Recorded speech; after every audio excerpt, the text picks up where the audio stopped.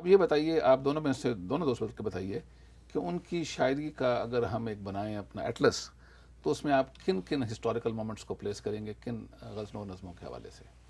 میں سب سے پہلے میں سمجھتا ہوں کہ مشہور تو خوش الحان تو تھا ہی، یہ تو آپ سمجھ لیں کہ یعنی 1952 میں ہی جب وہ مشاعرہ ہوا تھا تو فیض صاحب بھی تھے، اور فیض صاحب کی اصل میں شاعری وہ پڑھا کرتا تھا، اور یہ تو اس کا ایک گاڈ گیون گفٹ تھا شروع سے ہی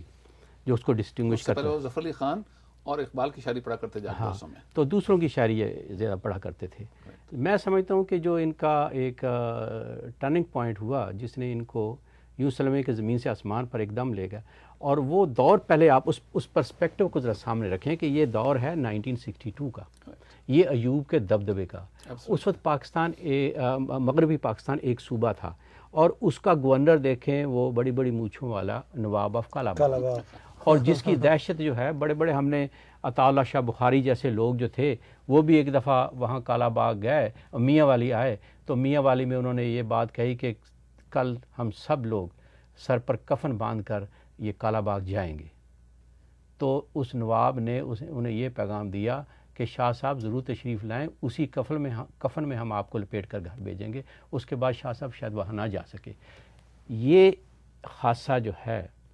62 کا، جب آئین جو ہے ایوب خان نے، اور جس کو چودھری محمد علی نے کہا تھا کہ یہ تو فیصل آباد کا گھنٹہ گھر ہے، کیونکہ ہر طرف سے جدھر سے بھی جائیں تو وہ وہیں وہ شروع ہوتا تھا وہیں ختم ہوتا تھا، تو جب انہوں نے یہ پیش کیا تو مجھے وہ لمحہ اچھی طرح یاد ہے کہ پروفیسر کرم حیدری جو تھے وہ مری میں وہ مشاعرہ کروایا کرتے تھے، اس وہاں پرنسپل تھے، اور اس میں 10 ڈیو کے سارے بڑے بگ براس جو ہیں بیٹھے ہوئے تھے، تو انہوں نے پجامہ پہنے ہوئے اپنے جالب صاحب اٹھے اور یہ نظم جو ہے انہوں نے گنگنانی شروع کر دی۔ انہوں نے پجامہ کھینچا کہ یہ کیا کر رہے ہیں، لیکن انہیں کون روکتا تھا، کیونکہ یہ کھینچنا ہی تو ان کی چڑ تھی، کیونکہ ان کی تو ساری زندگی جو تھی وہ کسی طرح کی پابندیاں، اور خاص طور پر انسانی حقوق پر، اور یہ زبان بند کرنے جو ہے اس زمانے میں جو زبان بندی جس کو آپ کہتے ہیں، اس کے تو وہ ساری زندگی ان کی جدوجہد ہی یہ تھی، اور ان کو تو وہ یہ کہتے تھے کہ جب انسان سے یہ چیزیں چھین لی جائیں تو انسان کی واقعی موت ہو جاتی ہے، اور یہی اظہار اپنی شاعری میں بھی وہ کرتے رہے۔ تو یہ ٹرننگ پوائنٹ ہے، میں سمجھتا ہوں کہ اس وقت یہ بات کہنا یہ عام لوگوں کے بس کی بات نہیں تھی۔ ہم نے الطاف گوہر کو بھی دیکھا، ہم نے قدرت اللہ شہاب کو بھی دیکھا، یہ بیوروکریٹس، اور ان کے سائے میں پلنے والے، اب میں وہ نام نہیں لوں گا، بڑے بڑے نام تھے جو مشیر بھی تھے، جو فیض یاب بھی ہوئے، تو لیکن یہ شخص وہ تھا پجامے میں جناب، اس نے وہ بات کہی کہ وہ پھر وہاں سے میں سمجھتا ہوں کہ ایوب خان کا زوال اور ان کا ارتقاء شروع ہوا جالب صاحب کا۔ بالکل آپ فرمائے، دیکھیے اس میں جو آپ نے کہا کہ وہ ڈرتے نہیں تھے اور وہ آواز تھے لوگوں کی، تو میں سمجھتا ہوں کہ انہوں نے دستور کے بارے میں نظم لکھ کے جو پاپولر سینٹیمنٹ تھے ان کو ایک زبان دے دی، اور لوگ شرم گلی میں گاتے پھرتے تھے۔ بلکہ اس کا میں آپ کو واقعہ سنانا چاہ رہا ہوں کہ ایک شخص جو نظریاتی طور پہ حبیب جالب کے بڑے مخالف تھے، وہ تھے حمید نظامی، نوائے وقت کے جو ایڈیٹر اور مالک ہوا کرتے تھے، لیکن 62 63 کے بعد ان کی حالت ہو گئی تھی کہ وہ جالب صاحب کو سڑکوں پہ روک کے ان سے ان کی نظم سنا کرتے تھے۔ ان کی اپنا غزل تھی جس کا آخری شعر ہے کوئی تو پرچم لے کر نکلے، اب انہوں نے اس کو چینج کر دی، مصرع بن گیا اپنے گریباں کا جالب۔ پہلے ان کا مصرع تھا کوئی تو پرچم لے کر نکلے چاک گریباں کا جالب، چاروں جانب سناٹا ہے دیوانے یاد آتے ہیں،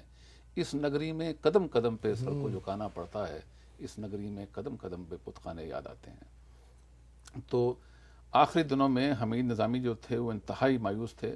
مسلم لیگ سے، پاکستان کے نوابین سے، اور اس کے روایتی لیڈرز ہیں،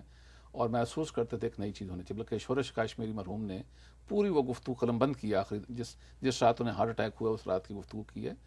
تو انہوں نے کہا کہ میں اپنے آپ کو بے غیرت محسوس کرتا ہوں، میرا بیٹا مجھ پہ ہنستا ہے، ہم لوگ یہ کیا کر رہے ہیں۔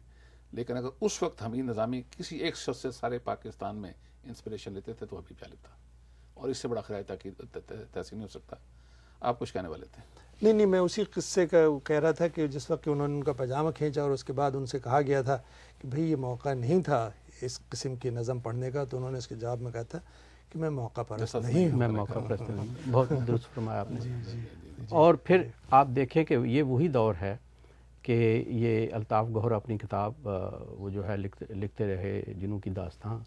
اس میں یہ لکھتا ہے یہ واقعہ کہ نواب کالا باغ نے ان کو حبیب جالو کو ایک قتل کے اندازہ کریں ایک قتل کے الزام میں ان کو جیل کر دیا، اور اس وقت تو خورشید احمد تھے لا منسٹر، تو انہوں نے الطاف گوہر کو کہا کہ تمہارا دوست جو ہے وہ جیل میں ہے، کچھ کرو۔ تو الطاف گوہر نے صدر صاحب سے جو ایوب خان تھے ان سے بات کرنے کی کوشش کی، تو انہوں نے بڑا ایک کیجول سے انداز میں کہا کہ یہ صوبائی مسئلہ ہے، یعنی دوسرے لفظوں میں کہ اس پر بات مت کرو۔ تو وہ نواب کالا باغ کے پاس اب گیا، تو نواب کالا باغ نے کہا کہ ہاں ہاں مجھے پتہ ہے وہ تمہارا دوست ہے، لیکن یہ شخص، اور یہ دیکھیں جو میں اب بات کر رہا ہوں کہ دو لفظ انہوں نے استعمال کیے کہ یہ بدکماش شخص ہے اور بدتمیزی کی بھی کوئی حد ہوتی ہے۔ یہ دو لفظ جو ہیں بدکماش اور بدتمیز، یہ گالی جالب کے لیے نہیں تھی، یہ گالی بنی ان لوگوں کے لیے آج ہم یہاں بیٹھے جالب پر بات کر رہے ہیں۔ پاکستان میں یا دنیا میں مجھے آپ ایک ایسا موقع بتا دیں جہاں یہ بڑے بڑے آمر اور یہ بڑے بڑے سامراجی ٹھیکیدار جو ہیں ان پر بات ہو رہی ہو۔ نفرین ہوتی ہے، بات نہیں ہوتی، آنے بالکل ٹھیک ہے۔ اور اس میں دیکھیے ایک اور میں واقعہ یاد آ گیا ہے حبیب جالبی کی، اس کی اپنا جو ہے اس کے عزم کا اور خودداری کا، کہ ایک دفعہ چائنیز لنچ ہوم میں جھگڑا ہو گیا اور دو پیپلز پارٹی کے اشخاص نے ان کو فزیکلی ابیوز کیا، مارا، 2-3 تھپڑ لگائے جالب صاحب کو۔ لیکن اس کے باوجود جالب صاحب کا یہ تھا کہ جب بھٹو کو پھانسی ہوئی اور لوگوں نے کہا ان کے خلاف، بھٹو کے خلاف آپ سنائیں نظم، انہوں نے کہا میں نہیں سناؤں، یہ ان کے ایک بڑا پن تھا۔ اور دوسرا یہ تھی کہ جب بے نظیر واپس آئیں گے پاکستان تو ان کا فقید المثال استقبال ہوا تھا، کو 10-12 لاکھ لوگ ان کا لینے گئے تھے ریسیپشن میں۔ تو جالب صاحب نے واقعہ بارہا مجھے خود سنایا ہے۔ جب آئے تھے میرے ٹھہرے تھے اپنے آ کے برکلے میں لیٹ 80s میں، تو انہوں نے کہا کہ وہ جب آئی ہیں بے نظیر، تو اس کے اگلے دن سعید ملک جو ہوا کرتے تھے پاکستان ہائی کورٹ کے جج، جو بعد میں پھر اپنا جنہوں نے استعفیٰ دے دیا تھا، انہوں نے ہائی کورٹ بار ایسوسی ایشن کے اس میں اپنا بلڈنگ میں پوچھا ان سے، اپنا جالب سے جالب ہجوم دیکھا تھا؟ تو جالب صاحب بڑے ایمفیسائز کے ساتھ کہا کرتے تھے جب بھی سناتے تھے قصہ، کہنے لگے کھٹاک سے میں مصرع ہو گیا، ہجوم دیکھ کے رستہ نہیں بدلتے ہم، ہزار زیر قدم راستہ ہو خاروں کا، جو چل پڑیں تو ارادہ نہیں بدلتے ہم، ہجوم دیکھ کے رستہ نہیں بدلتے ہم، کسی کے ڈر سے تقاضا نہیں بدلتے ہم، خیال میں وہی رہتے ہیں بام و در وہی لوگ، یہی تو حسن ہے اپنا نہیں بدلتے ہم۔ لیکن وہ جو ایک مصرے کے اندر انہوں نے اپنی پوری لائف فلسفی بیان کر دی، ہجوم دیکھ کے رستہ نہیں بدلتے ہم، کسی کے ڈر سے تقاضا نہیں بدلتے ہیں۔ یعنی ڈاکٹر صاحب کمال ان کا یہ تھا کہ وہ ٹائم سرور نہیں تھے، بالکل حالات ایک وہ اژدہا ہے جو کہ بہت سارے لوگوں کو نگل لیتا ہے، ان کی ساری جو انٹلیکچوئل یا ان کی جو کریکٹر کی جو مضبوطی ہوتی ہے وہ بھی ختم ہو جاتی ہے۔ یہ واحد شخص ہے میں دیکھ رہا ہوں، میں تو ان کو جیسے میں نے رات کو بھی آس پہ کہا تھا کہ میری نظر میں تو یہ شخص جو ہے یہ سیکولر سینٹ ہے آج کا۔ جی بالکل، یہ شخص وولٹیری نہیں ہے، یہ تو ٹامس پین ہے جس کے پیمفلٹ جو تھے جارج واشنگٹن نے کہا تھا پڑھ پڑھ کر سناؤ اگر آزادی لینی ہے،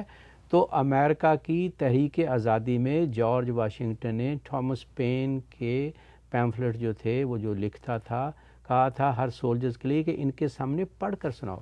میں سمجھتا ہوں کہ یہ شخص جو ہے جالب جو ہے، اس کی شاعری جو ہے، اس نے جو ملک میں جو ایک اویئرنیس، پولیٹیکل اویئرنیس جو ہے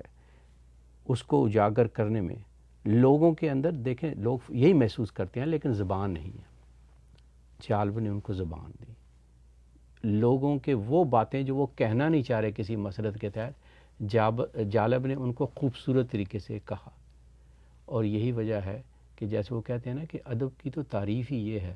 کہ continuation of stem and length of duration, یعنی کہ شاعری جو ہے یا ادب کا کوئی پارا بھی جو ہو